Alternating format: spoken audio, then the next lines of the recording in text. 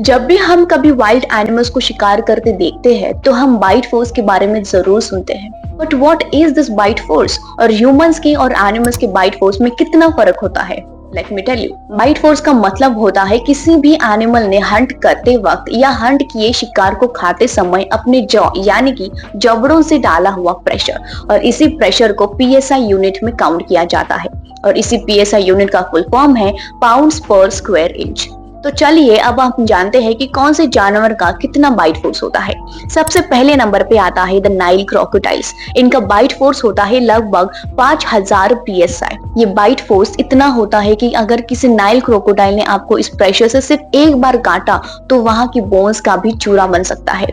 दूसरे नंबर पे आता है वाटर मॉन्स्टर्स यानी ग्रेट व्हाइट शार्क। इसका बाइट फोर्स होता है 4000 psi। तीसरे नंबर पे आती है एक और टाइप की क्रोकोडाइल यानी सॉल्ट वाटर क्रोकोडाइल। इनका बाइट फोर्स होता है 3700 psi। चौथे नंबर पे आता है एक वेजिटेरियन एनिमल यानी हिप्पो।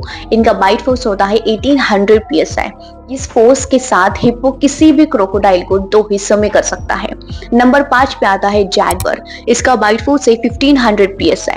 नंबर 6 पे आता है किंग कॉन्ग यानी गोरिल्ला। इनका बाइट फोर्स होता है 1300 psi।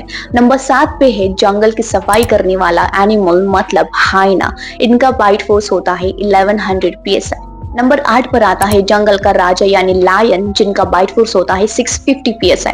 और आखिरी में आते हैं हम मतलब ह्यूमंस। हमारा बाइट फोर्स होता है 120 to 150 psi। और अब एक फैक्ट बताऊं, इस psi को किसी इंसान ने इन्वेंट नहीं किया। ये प्रेशर मेजर करने का एक तरीका है जो डायरेक्टली ब्रिटिश इंपीरियल सिस्टम से आया है। लेकिन प्रेशर की समझ के लिए 1623 में बेसल पास्कल का काम सबसे जरूरी है। उन्होंने हाइड्रोडायनामिक्स पर रिसर्च कर बताया है कि प्रेशर कैसे बिहेव करता है, और पास्कल की इस कंट्रीब्यूशन से मॉडर्न साइंस की प्रेशर यूनिट को पास्कल कहा जाता है। Comment no more and do subscribe.